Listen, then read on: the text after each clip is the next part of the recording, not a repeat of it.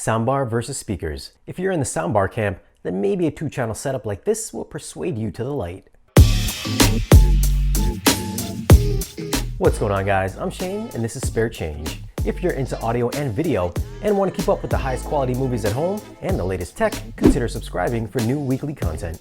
So if you've watched our soundbar versus speaker video, we gave some pros and cons about going both routes. Today we're going to talk about just going with the 2-channel system with a receiver and 2 speakers. And if you want, you can always add a subwoofer and make it a 2.1 system. Well, if you've seen any of our past videos, you might have noticed these 2 thin speakers hanging on the wall behind me. These are the MartinLogan SLM XLs. I think it's apparent the main attraction about these models. If you've got your TV mounted, these will lay flush on either side of your television at only 1.83 inches off the wall. That's less than 2 inches. It's just a clean, unobtrusive look. MartinLogan does make a smaller 25-inch tall version to match smaller television sets. These guys are the bigger of the SLM line at 34 inches tall, so they should match nicely mounted next to a 65-inch set or the 75-inch set that I have here. Each speaker has 2 4-inch woofers and 4 4-inch passive radiators. They also use their 1-inch folded motion tweeter. The tweeter has an 80-degree dispersion pattern for both horizontal and vertical placement. So you could use another SLM XL mounted vertically to use as a center channel. This way you'll get a perfect timbre match for the front soundstage.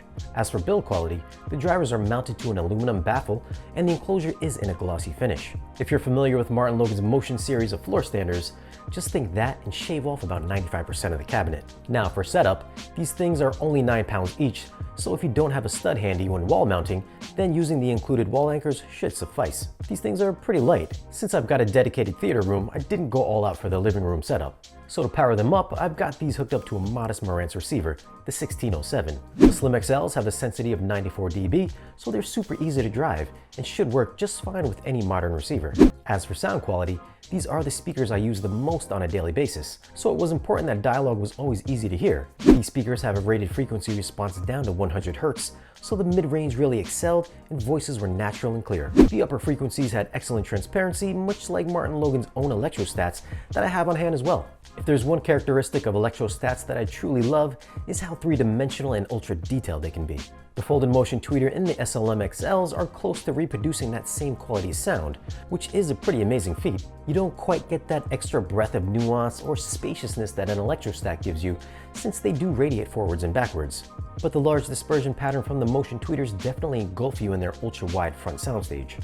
And since they have wide dispersion, you really get good off-axis response, so that phantom center still remains largely intact when sitting off to a side seat. Obviously not as good as being dead center, but still perfectly acceptable. In my recent viewing of Daredevil on Netflix, I thought imaging was fantastic. Not only did vocals remain centrally focused, but spatial imaging through various effects across my front soundstage and well beyond to the sides where the speakers were placed. This is the kind of effect that soundbars go for when they're using multiple drivers in a single enclosure, which oftentimes can make for a congested sound field. With both of these SLM XLs, sound effects and music have their own very distinct voice with clear and obvious separation. At the higher end of the spectrum, I found the upper frequencies lean more on the warmer, sweeter side, much like my ESL-X's. So long listening sessions should be fairly less fatiguing on your ears. But unlike electrostats, these speakers weren't able to give me that almost 5-foot deep soundstage. 5 foot deep meaning sounds tend to emanate from 5 feet behind the speakers themselves. The SLM XLs were a little bit more forward sounding with a wide left and right spread. They're not what I would call a true audiophile speaker because they just aren't as dynamic as a traditional full box design like their larger counterparts, the Motion series, the Motion 40 and the Motion 20. So if you want to build a strictly 2-channel music system, these most likely wouldn't be my first choice. But given the size, it shouldn't be that surprising. For those reasons, I did most of my testing with movies and television, and that's why I have the ESL-X's for music only, which I will have a review up soon for. Now, since these do only have a response down to 100 Hz, pairing them with a subwoofer for added dynamics in the home theater setup is a must. If you just want to keep it slim and strictly 2-channel, just be forewarned there isn't much bass down low. I do have them paired up with an SVS PC4000, but if you want to go for something more room-friendly, you could always go with MartinLogan's own Dynamo 400 or 600 series subwoofers. So who are these speakers for?